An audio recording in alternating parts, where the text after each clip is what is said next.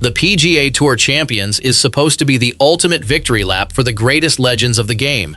Built on decades of respect and tradition, it offers guaranteed financial security for the veterans who shaped modern golf. Right now, the people running the Senior Tour are in a quiet, bitter fight with PGA Tour CEO Brian Rolapp. Far from a simple public disagreement, this remains a private, behind-closed-doors clash over the very survival of the circuit. Trouble began when a senior policy board member called an emergency private meeting. Looking at the new financial directives coming from the main tour front office, this official realized the Champions Tour was about to take a massive hit. They did not go to the press. Instead, they went straight to the top to demand answers. The message was clear that the current path is destroying the foundation of the game. Yet, the front office refused to change course. Fans tuning in on Sunday might just see the usual great golf. They will not see the real battle happening in the boardroom. Watching their livelihoods change, the veterans feel the pressure, while officials watch their authority slip away in real time. Everyone knows a breaking point is coming, but nobody knows exactly when the hammer will drop. Yet the board member thought a simple warning would force a quick fix, leaving them completely blind to what the new financial math actually demanded. I honestly believe the main tour is making a huge mistake by treating the seniors like an afterthought. Do you agree with this move?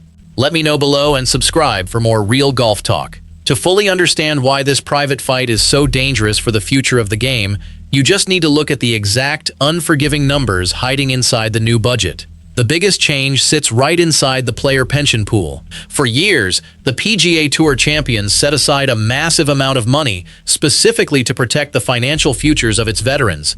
This money guaranteed that players who gave their best years to the game would not struggle after they stopped competing. Under the new directives from Brian Rolapp, that safety net is shrinking fast. The pool is officially dropping by a huge percentage. It falls from a massive 10 million down to a much smaller number. Those missing millions represent a broken promise. However, that is only the visible part of a much larger financial shift. Cutting the pension is only the visible part of the financial shift. The real damage happens behind the scenes with the tour subsidies. Historically, the main PGA Tour sent extra money to the Senior Tour to help cover operational costs and keep prize purses attractive. Rolapp wants to stop those subsidies completely. Every single dollar previously sent to the Champions Tour will now go straight to the main tour to fund a massive new two-tier competitive model launching in 2028. Starving the senior circuit might fund the new main tour experiment, yet it creates a massive hole that executives refuse to acknowledge. Tour executives argue this reallocation is necessary for the overall survival of professional golf. They believe the main tour needs maximum capital to fight off rival leagues and secure global media rights. From their perspective, the Senior Tour is financially stable enough to absorb these cuts without collapsing. This corporate logic completely ignores the hidden costs of running a global tour for aging athletes. Travel, medical care, and special course setups for older players cost significantly more than the main tour realizes. When you remove the subsidy money, the Champions Tour must find new revenue immediately or start cutting corners. Cutting corners means lower prize funds, worse travel conditions, and less attractive venues. A tour that loses its premium feel will quickly lose the very legends who make it watchable, ultimately forcing the players to face a hard truth. The veterans are now looking at their pay stubs and realizing the brutal reality of this new era. A massive reduction to their retirement fund is a direct hit to their personal wealth. More importantly, it signals a massive shift in how the PGA Tour values its older players. They are no longer seen as respected alumni. They are now viewed as a secondary property to be squeezed for cash. Watching their retirement funds shrink is bad enough. Meanwhile, the sudden realization of their new status in the golf world changes everything. This financial squeeze forces the senior players into a very uncomfortable position. They cannot simply accept the cuts without fighting back. Their careers are ending, and this money is their final payday and safety net. If they stay quiet, they lose millions collectively. If they speak out publicly, they risk angering the very organization that still controls their past and future benefits. Trapped between financial ruin and corporate retaliation, a few brave veterans finally decided to speak up and take the fight directly to the top. Fred Couples is the ultimate face of the Senior Tour. He is not just a player who shows up to hit golf balls. He is the heartbeat of the entire Champions Tour. For decades, he helped build this tour into a highly respected, profitable institution. When Couples saw the new pension numbers, he did not just complain in the locker room. He took it as a personal insult to everything he helped create. Instead of accepting the new numbers in silence, Couples called a private meeting with the most powerful tactical mind on the player board. That tactical mind was Steve Stricker. While Couples brings the history, the charisma, and the heart to the senior tour, Stricker brings the sharp, analytical brain. Stricker is famous for being a fierce, uncompromising advocate for the players. When Couples sat down with Stricker and showed him the exact financial documents, Stricker immediately saw the hidden danger. He realized this was not just about a smaller retirement fund for the players.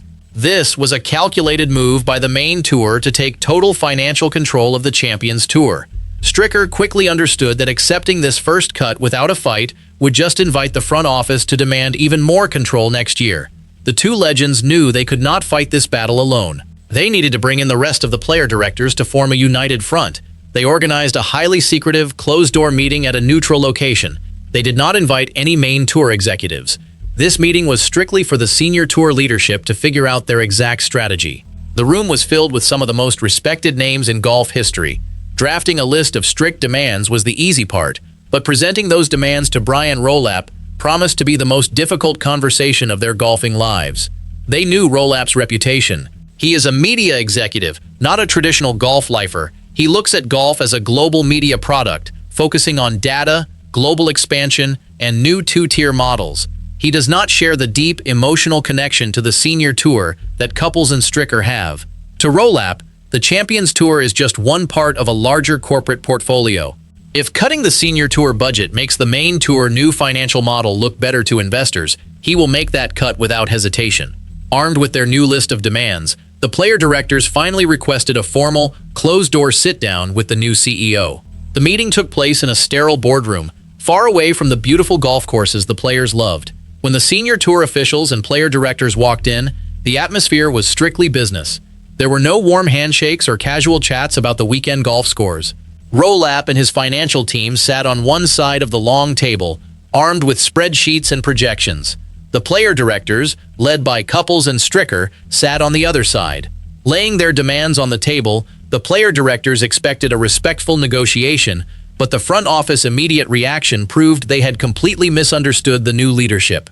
Instead of listening to the concerns of the legends, Rolapp's team immediately pushed back with a new, even more aggressive financial projection. They argued that the senior tour was actually over budget and that the pension cut was just the beginning of necessary efficiency measures. They used cold, hard corporate speak to justify reducing the player benefits. Stricker pushed back hard, pointing out that the senior tour still generates massive television ratings. He argued that taking a full 20% cut from the pension pool was a short-term fix. Dropping the safety net from $10 million down to $8 million would permanently damage the long-term brand of the Champions Tour. Simply closing their folders, the front office signaled that the negotiation was over, and the new financial reality was entirely non-negotiable. Stepping out into the hallway, the mood among the player directors was grim. They realized that playing by the old rules of golf respect and seniority would not work anymore. The new regime did not care about their past major championship wins. They only cared about the bottom line. Couples and Stricker knew they had to change their strategy immediately. If they could not win this fight in the boardroom with logic and respect, they had to find another way to apply pressure. Stepping out into the hallway, the legends realized that saving their tour meant taking the fight out of the boardroom and straight into the public eye. The next move was highly calculated and incredibly risky. The player directors decided to leak the details of the closed-door meeting to select members of the golf media. They did not go to the mainstream sports networks. Instead, they went to the dedicated golf journalists who understand the deep history of the game. They provided the exact numbers regarding the 20% pension cut and the complete elimination of the tour subsidies. Leaking the story to the media was a massive gamble. Yet the veterans knew it was the only leverage they had left against a corporate giant. The story broke on a Tuesday morning, right in the middle of a regular tour week. By Tuesday afternoon, it was the biggest story in golf. The narrative was no longer about who was playing well or who was struggling with their swing. The narrative was about a corporate takeover of the senior tour. Fans immediately started questioning the integrity of the main tour, realizing their favorite legends were being treated like expendable assets on a spreadsheet. This sudden media explosion forced the sponsors to take a very hard look at their own brand safety. The sponsors were the next domino to fall. The Champions Tour relies heavily on corporate partnerships. These sponsors do not just want their logos on the scoreboards. They want to be associated with the class, tradition, and respect of the senior tour. When the news broke that the PGA Tour was slashing the pension pool and treating the legends poorly, several major sponsors quietly reached out to the player directors. They expressed their deep concern about the negative publicity and made it very clear that they did not want their brands associated with a tour actively mistreating its biggest stars. Such public backlash created a nightmare for the marketing teams, who suddenly found their logos attached to a story about greedy executives squeezing retired golf heroes. This sponsor pressure added a massive new layer to the conflict. Rolapp's financial model relied on steady sponsorship revenue to fund the new two-tier main tour system. If the Champions Tour sponsors started pulling their money or demanding lower fees because of the bad press, the entire financial projection would collapse. The front office suddenly realized that the veterans had found a brilliant way to fight back without actually stepping foot in the boardroom. Behind the scenes, the PGA Tour executives were scrambling. They had expected the senior tour players to quietly accept the cuts and move on. They did not expect a coordinated, highly effective public relations campaign led by the most popular figures in the sport. Rolapp was forced to call an emergency meeting with his own team to reassess the strategy and figure out how to stop the bleeding before it affected the main tour bottom line. Rolapp was forced to call an emergency meeting with his own team to reassess the strategy before the financial damage became permanent. The ripple effects of this conflict are already spreading throughout the entire golf ecosystem. The younger players who are trying to qualify for the senior tour are watching this drama unfold with deep concern. They see that the promised financial security of the Champions Tour is no longer guaranteed.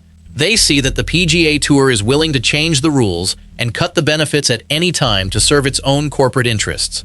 The younger players who are trying to qualify for the senior tour are watching this drama unfold with deep concern about their own futures. If the current generation of stars decides that the senior tour is no longer a safe or respectful place for their retirement, they might choose to play less or retire completely. This would destroy the future product of the Champions Tour. The tour relies on a steady pipeline of major champions and fan favorites to keep the television ratings high. If the pipeline dries up because the players do not trust the management, the entire business model falls apart. The core of this issue is a fundamental clash of cultures.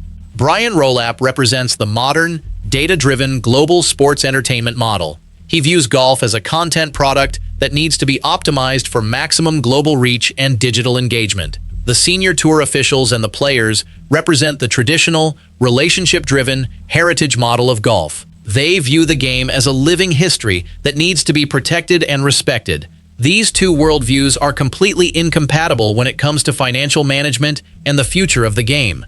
Rolapp believes that the heritage of the game is nice, but it does not pay the bills in the modern sports landscape. He believes that without massive financial investment in the main tour, the entire PGA Tour will eventually lose its global dominance. Therefore, every other part of the organization, including the senior tour, must be sacrificed to protect the main asset. The veterans believe that the heritage of the game is exactly what pays the bills. The veterans believe that without the respect and tradition of the senior tour, the main tour loses its soul and its connection to the fans. This cultural clash makes a compromise almost impossible.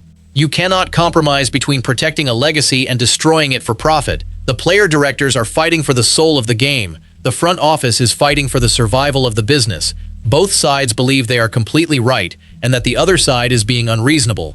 This is why the conflict has escalated from a simple budget disagreement into a full-blown war for the future of professional golf. The ultimate question now is, who will blink first?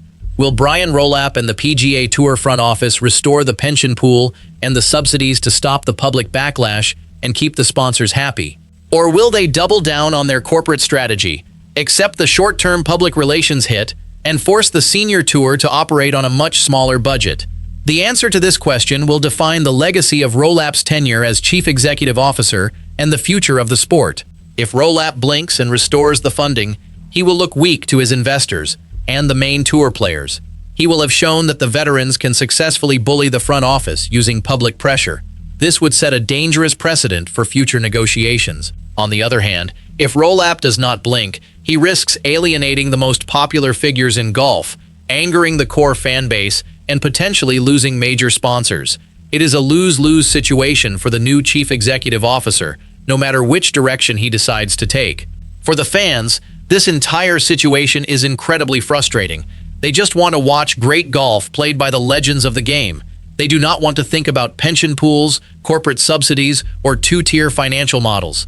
They want to see Fred Couples hit a soft wedge shot and see Steve Stricker drain a long putt. They want to enjoy the victory lap. Instead, they are forced to watch a bitter corporate battle that threatens the very existence of the tour they love. The battle behind closed doors is now out in the open. The challenge has been issued. The lines have been drawn. Now, we just have to wait and see who wins the war for the soul of the senior tour.